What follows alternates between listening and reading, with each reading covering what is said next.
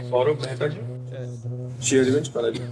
महर्षि परम पूज्य प्रातः स्मरणीय भाई जी श्री हनुमान प्रसाद पोद्दार जी महाराज जी ने बताया कि सब में भगवान को देखना, भगवत कृपा पर अटूट विश्वास, भगवत नाम का अनन्य आश्रय। महाराज ये उनकी अतुल संपत्ति है। महर्षि आप श्री की अतुल संपत्ति क्या है?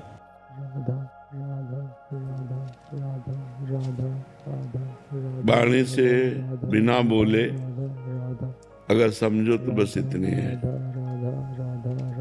तवई वाश्रिता। इसी में तीनों बातें आ जाती हैं। भगवान की कृपा, भगवान का नाम स्मरण। जब हम भगवान के आश्रित होते हैं, भगवान की पूर्ण शरण में हम होते हैं, शरीर मन वाणी ये स्वयं हो जाएंगे जब हम हो जाएंगे। और जिसके हम आश्रित होते हैं उसी का चिंतन होता है, और जो चिंतन होता है वही सामने हमें प्रतीत होता है। यदि हम सदैव भगवान का चिंतन करें तो हमें सब में भगवान नजर आने लगेंगे। चित देखूं तित श्याममयी है। गोपीजन निरंतर भगवान के चिंतन में मन लगो, मन न भये 10-20, एक हो तो सो गयो श्याम पे। तो श्याम में जब मन लग गया, मन कब लगा? जब श्याम को हमने अपना माना, प्रभु को हमने अपना माना, तो अपनेपन में हमारा मन प्रभु में गया। और जब मन प्रभु में गया तो सतत चिंतन प्रभु का होने लगा। चलते फिरते उठते बैठते खाते पीते तो अब जो मिलता है वो प्रभुमय ही दिखाई देता है। जित देखूं तित श्याममयी, तो सब में भगवान का दर्शन। और मन जब भगवान में तो चिंतन भगवान का। और ये सब कैसे हुआ? कृपा से। भगवान का मुख्य है आश्रय, भगवान से अपनापन, भगवान के चरणों का आश्रय, उसी आश्रय से होता है। हमारे पास न नाम जप का बल है, ना हमारे पास कि हम भगवत दर्शन सब में कर सकें।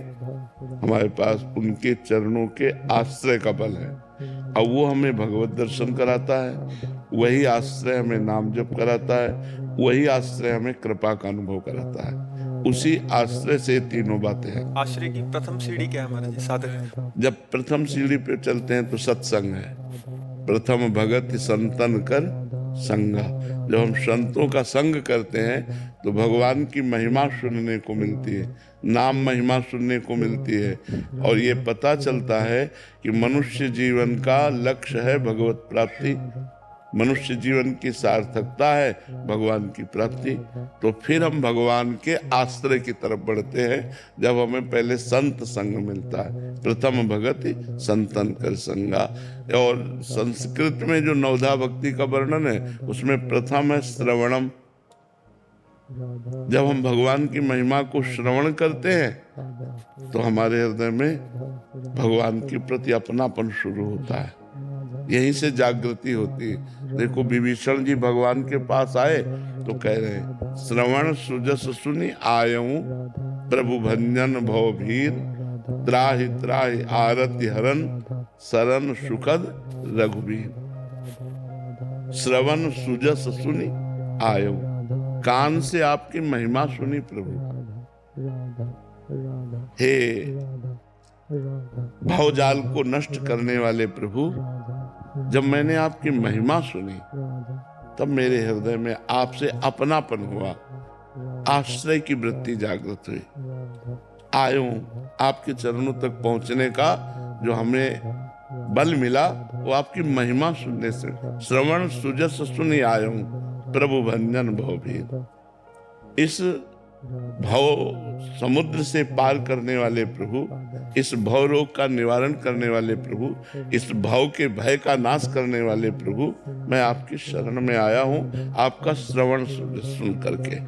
त्राहि त्राहि आरति हरन शरण सुखद रघुवीर। शरणागत को सुख प्रदान करने वाले त्राहि माम मैं आपकी शरण में हूँ। तो ये जब प्रथम सोपान श्रवण है, और श्रवण ये मिलता है सत्संग से, संतों के संग से, तो यहीं से हमारी भक्ति का प्रादुर्भाव होता है। फिर कीर्तनम स्मरणम पाद सेवनम अर्चनम बंदनम दास्यम सख्य और फिर आत्मनिवेदनम। तो जब हम सत्संग सुनते हैं, तहाँ से सत्संग से ही हमारे अंदर विवेक का जागरण होता है कि मनुष्य जीवन का परम लक्ष्य भगवत प्राप्ति है।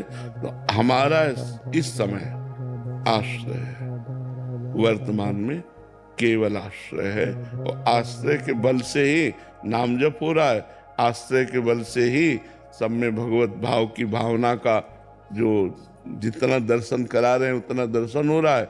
और यही कैसे हो रहा है? ये सब कृपा से हो रहा है। राधे राधे मेरे प्रिय मित्रों। तो हम इस चैनल के माध्यम से महाराज जी के ऑफिशियल चैनल भजन मार्ग से कुछ महत्वपूर्ण प्रश्नों को आप तक पहुंचाने का छोटा सा प्रयास कर रहे हैं। कृपया वीडियो को पूरा देखा। मैं आशा करता हूं कि आप निरंतर राधा नाम जाप का प्रयास कर रहे होंगे और अपने जीवन में कुछ बदलाव देख रहे हो। राधा वल्लभ श्री हरिवंश। राधे राधे।